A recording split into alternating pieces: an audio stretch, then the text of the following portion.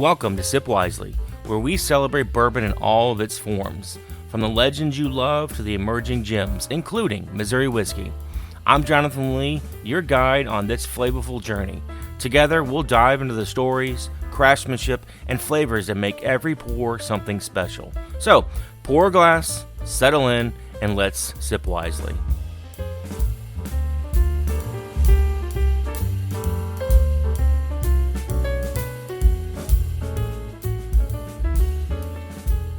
Welcome, everybody, to another episode of the Sip Wiselee Podcast. This is episode 18. It is the 15th of the month, which means we are here for a tasting episode. Our favorites, right? This follows up on our conversation that dropped on the 1st of the month, where we introduced Clayton Newell, proprietor of Lionheart Distilling. If you have not listened to that episode, I encourage you to stop this one, go back and check out episode 17 and learn all about Clayton and his distilling company, Lionheart. It is fantastic. Today, in this episode, we are diving deep into the glass as we taste Lionheart spirits. Specifically, we'll be focusing on their single barrel rye. This expression comes from a unique mash bill, which is a barely legal rye, composed of 51% rye, 45% corn, and 4% malted barley. This combination is a nod to the high rye whiskey America was raised on, while bringing in notes of bourbon with that corn. We discussed the science behind why spirits become viscous, including the role of fatty acids formed during fermentation, and how just adding a few drops of water can transform the flavor profile by causing those fatty acids to absorb the water and expand. Yeah, if you have a science jacket, you may want to put it on. We explore the specific notes of caramel, toffee, and earth tones, showcased in the single barrel product, and reveal how this specific spirit earned a stellar score of 95 in the New York International Spirits Competition.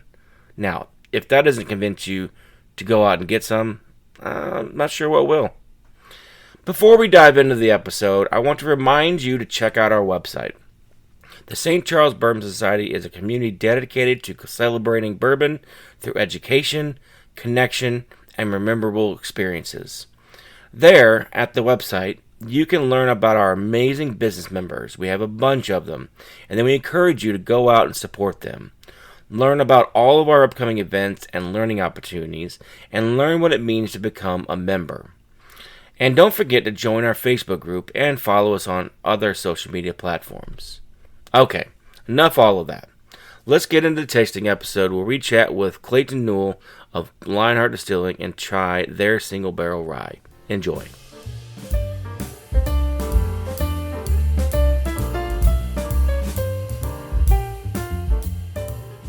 Hello, everybody. Welcome into another episode of the Sip Wiselee Podcast. It is the 15th of the month, so you know what that is. Hopefully you do, anyway, because this is not our first episode. But it is a tasting episode, and hopefully that also means that you've listened to the episode that came out on the 1st of the month, which would have been our conversation with Clayton with Lionheart Distilling. So, Clayton, welcome back, and thanks. Excited to have you, man. Yeah, appreciate it. Yeah, so tell us a little bit about what we're going to be tasting and then where people can find it so they can hit pause, drive to the store real quick, grab it, and come back. Sure. Yeah, so from our last conversation, it's probably the one that I shouldn't have brought out, right, is what we're going to try. Because like I said, so we're going to try our single barrel rye. So this is that mash bill that we talked about so much last time. This is a single barrel. This is what we're actually tasting right now is barrel 35. It was 5 years, 11 months old, came out at 114 proof. So it is our lowest proof that we've ever released as a single barrel.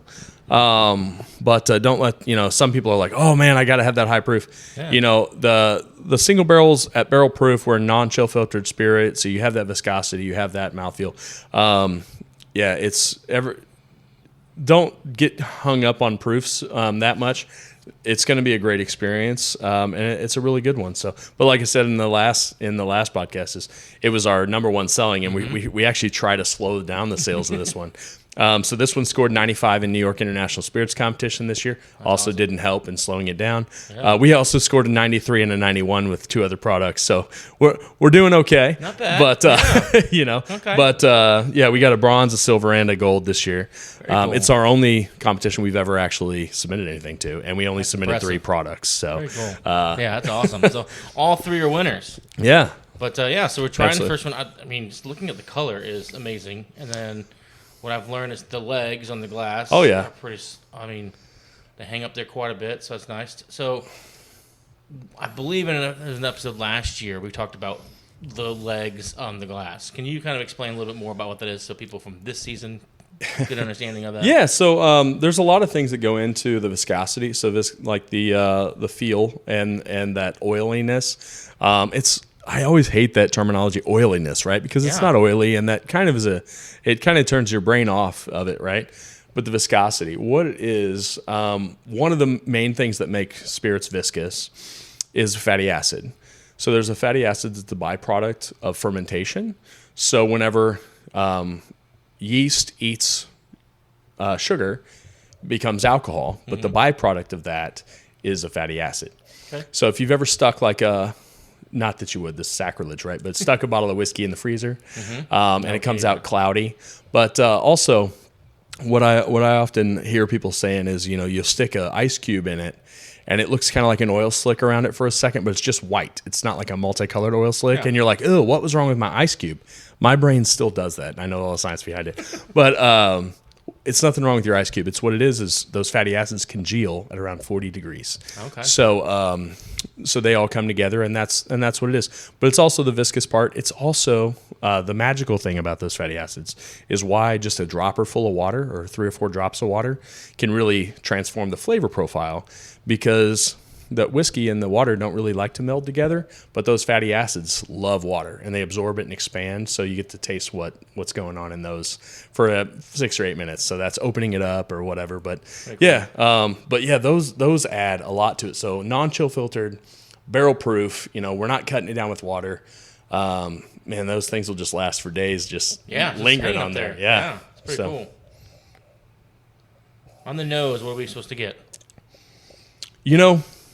So all of our single barrels, we are showcasing a little bit. We kind of lean into that differentiating factor on this from other rye whiskeys, right? So we are showcasing the corn a little bit. We're going to do that with those caramel and toffee notes. A little bit of that. Every single barrel is a little different. I've heard from some people recently that are trying this, a little bit of like a nutty banana bread thing going on. Yeah. Sometimes the rye grain will do something like that. We'll lean into that nuttiness, that earth tone. And at 114 proof, it's not burning your sinuses out like some of the 120s and whatever. Glencairns are still going to push that to your nose, As great as they are, sometimes it's nice to do this process in a rocks glass too. So Yeah, it's true. Yep. I smell the caramel.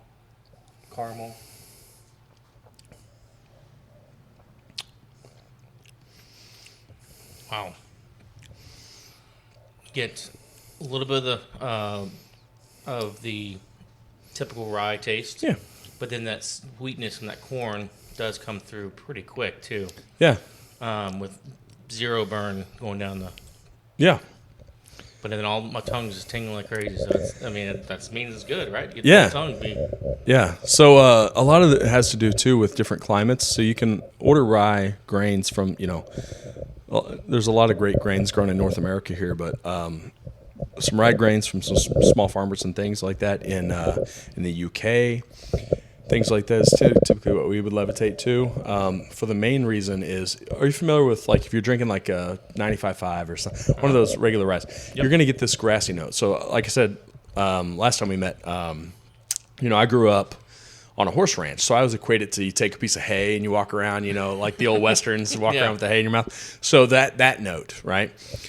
So you're going to get that note on a lot of your rye whiskeys. And the reason is, if you grow rye grain in most climates for most years, what you're going to end up with by the time it's dry enough to harvest is you're going to have about a 3/4 inch tall grain. But if you cross-section that, you're going to have a dry, hollow husk center. and then dry husk on the outside. Only about 10 to 15% of that grain is actual live meat.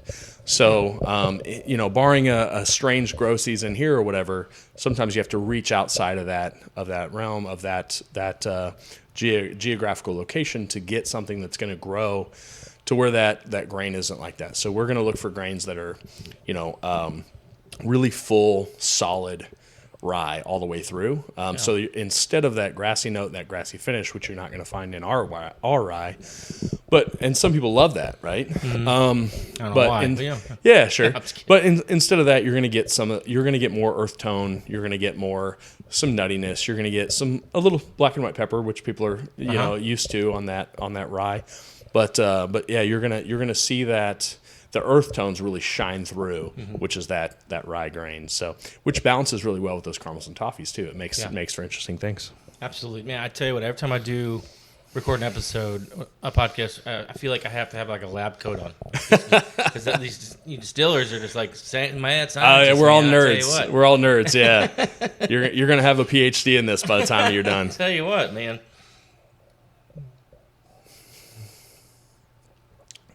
That is fantastic. So I can see how that got 95 for sure. I mean, just the maximum amount of flavor,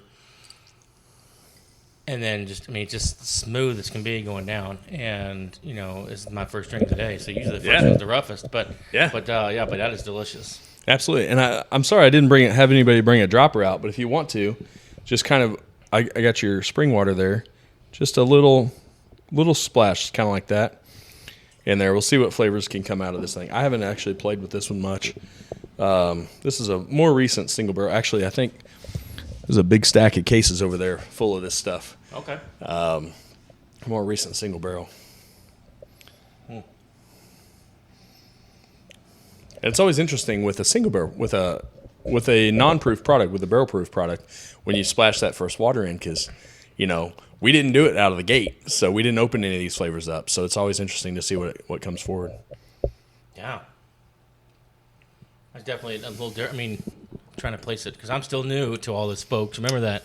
So, a lot of times I'll taste some of these, like, it tastes like alcohol. But I definitely taste a difference in those two different drinks right there. And it's almost like it's hitting the palate a little different. It's like it's almost like it's a fog that's coming back over. It's not like unpleasant. It's not a burn, but it's just hitting the tongue a little different, which is pretty amazing. To me, whenever you open these things up, it's like one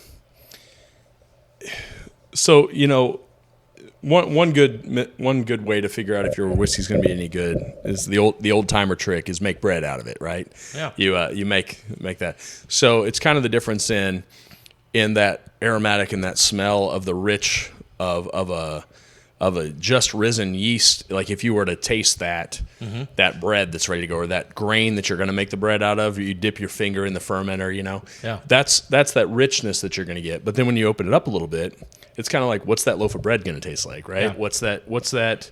What's a lighter, a little bit airier, it's going to coat your palate a little bit different. What's that going to bring forward? And, it's going to be one of those flavors that you tasted before, but it's going to be opened up a little bit for you.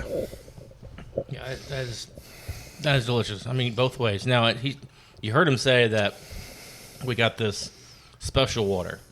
So, we're close to the Missouri River. It's not Missouri River water, so don't go putting that in there. No, don't do that. Don't do that. But this is high-quality water that goes in here, and it makes a big difference. Yeah, a lot of it is. So, like, if you use a municipality water or you use something like that, even a lot of people that have a spring on site, you're going to go through an RO system. Well, I mean, it's great that you're cleaning your water, but that RO system is going to strip out everything. Or reverse osmosis, it's going to strip out everything. So we drive about 2.5 hours one way, stainless tank. You'll go to other distilleries, and they're putting whiskey in plastic IBC totes, right? I don't even own like a plastic cup. Like I can't do it, right? It's just, there's something about it. I can smell it from 3 feet away. Yeah. I just can't do it. So, no, to the late Toby Keith or whatever, the red Solo cup, I'm sure was amazing. But I couldn't get on board with that, right? But so I can't even put the water in it. It's just something about it, right? So 304 stainless. We drive it down there. We fill it up straight out of a copper tube that comes out of a spring. And we bring it back here. We pump it into another 304 stainless tank. It circulates through. The only thing that touches our water is UV light. We have a screen filter. It's not a small enough micron to pull any of the mineral content out because we need that, right? Mm-hmm. That viscosity, that stuff. That's why we do it. That's why we go down there and do it. Welpman Springs and you have to enunciate in Missouri. Welpman Springs, not Weldon Springs, because Weldon Springs is synonymous with horrible water in Weldon Springs. Great water in Welpman Springs in Stover, Missouri.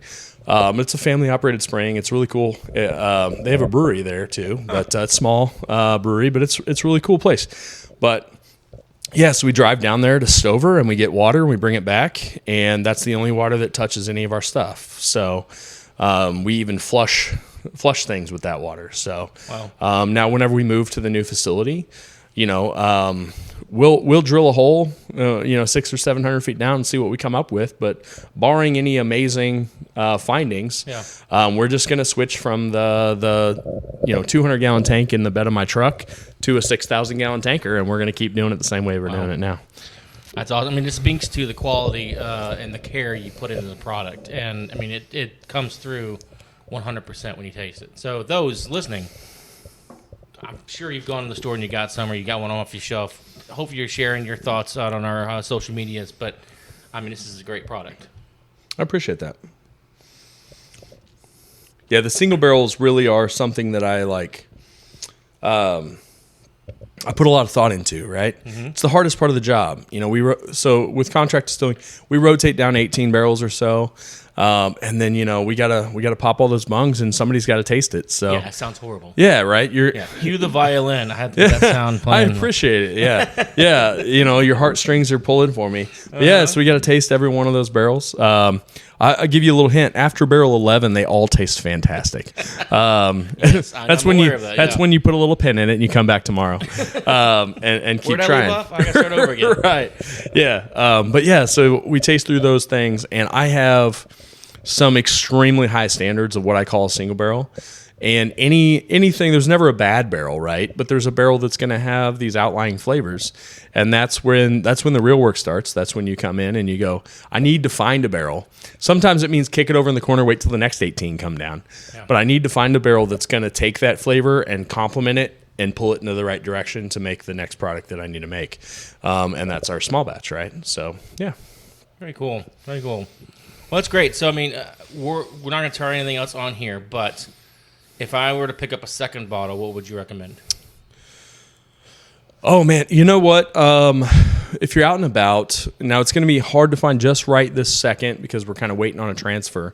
But Coalesce is a really fun product. It's a teal kind of multicolored label. It stands out on the shelf, but it's a blend of bourbons and ryes. And the reason I would push you to that, it's a really fun thing. That pays homage to the whiskey community because it allows me to go out, reach out, and collaborate. And like the 25-year-old me, if you drive to a distillery and you're in your shiny black F-350 with the copper rims and stuff, yeah, I'm that guy, right? When you show up and you go back there in the back and you're tasting through, so what I do is I take two of my barrels and I put them with the thief, I put them in a bottle, and I drive somewhere. And I'll go to a couple different places, and we'll drink through. We'll get their whiskey thief out. And we'll drink through the back of their house until we find a barrel that's interesting, that I think goes well together. We play a little mad scientist to see what it is at proof and everything there, and then I go, all right, get the forklift, put in the truck, and I come home, right? And that's the 25-year-old me's dream, right? You just drive up to a distillery and say, I like that one. Stick the barrel in my truck. I'm leaving. And you have to have a lot of stupid licenses for the state and the federal and everything to be able to do that. Yeah. So heck, we're going to play with them, right? We're going to have fun. But Coalesce is a really cool spirit. It lets us impart so many interesting flavors because we're collaborating with people that you wouldn't think that we're going to collaborate with, right? The batch one that I think we have 2 bottles left up front. And that's because I made my sales guy bring them back because he's like, I'm dropping these off at a grocery store. I'm like, no, man, they can wait. But Batch 1 was a really cool collaboration with Wood Hat Spirits. Gary's 81 years old. He knows everything. You're talking about you're going to have a PhD in this eventually or whatever. Yeah. Talk to Gary. Mm-hmm. He knows everything there is to know about corn and wood. If you talk to him too much about wood, though, be forewarned, you're going to be in the back in the field, walking some trees, eating acorns off the ground, just so you can understand what chickpin oak versus some other American white oaks taste like. But it's well worth it, right? But yeah, so it was a fun collaboration with him. I wanted to do that. Gary and I have been friends for years, and I wanted to make sure before he decides to hang his hat up, that nice wooden hat he's got, that we got to collaborate on something. So I was extremely excited that was batch 1. So very cool. But yeah, check that one out. Awesome. So there you go. You got your 2. No, I mean, I can see why. Again, the single barrel is hard to knock off as the number 1 spot. I mean, the other products sound pretty cool, but this one is delicious. So, listeners, if you have not gone to the store yet, pick one up. Shame on you. 1, 2, definitely put this in your cart next time because it is fantastic. But better yet, when you're driving down Highway 70 or 19, whatever highway you are coming through, come up to Herman. Check it out. This place is amazing. Very historic. The town itself is so nice and quaint. And give Clayton a ring because he'll be probably sitting there 9 times out of 10 drinking a single barrel. Yeah, and if you're on I-70, you're on 50, you're on 100, you're on 19, you don't have many excuses not to just pull off the road, right? Mm-hmm. So we're just a couple minutes from all that. Absolutely. So, yeah. Perfect. All right. Well, Clayton, I appreciate your time again. I appreciate sharing your bottle with us and the notes, and it's amazing to hear. It's been amazing to hear your journey and the processes you put in play, the care you put into your product, and the Clayton experience is real, man. Appreciate it. Yeah, it's been fun. Yeah, thanks.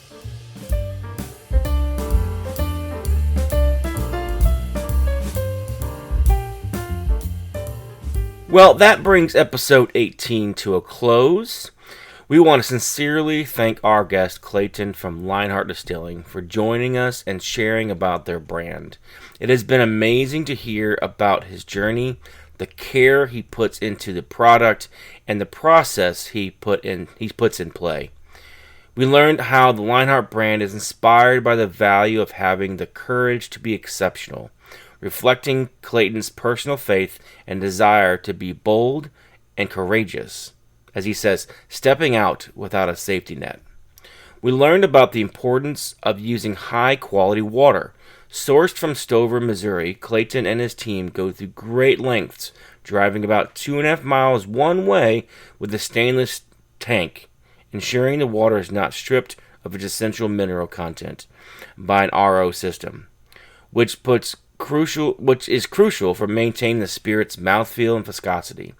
The quality and care that Clayton puts into the product truly comes through 100% when you taste it. If you have not done so already, go out and grab some of their products. We tasted the single barrel rye, which scored a 95 in competition. Not bad, eh? But I challenge you to try any product in their lineup, as I know they will all be amazing. Of course, that includes their small batch product, which is proof to 96 and tailored to make excellent cocktails like Manhattans or Old Fashions. Who has any of those? You won't be disappointed. Check it out. While you're at it, if you happen to be traveling down Highway 70, 50, 100, or 19, head over to Herman, Missouri. I know, pretty much from anywhere. Check out the historic town, which offers the charm of small town with the amenities of a larger one. Lionheart is located in the beautiful historic building built in 1848, refurbished by Clayton himself, and offers tasting tours and a comfortable cocktail lounge where people gather and make new friends. If you happen to go to one of our partners to pick up this bottle or any of his bottles, tell them that SCBS sent you. You never know what will happen. Don't forget to check out any episodes you may have missed. Share them with your friends and out on social media. Please like and subscribe to help our content reach more people. Also, be sure to get that SCBS merch. There are plenty of options online in our store that will make that spouse, significant other, or special person in your life happy. And they'll be repping a local brand. Until the next episode, where we represent another amazing distillery, sip local and sip wisely.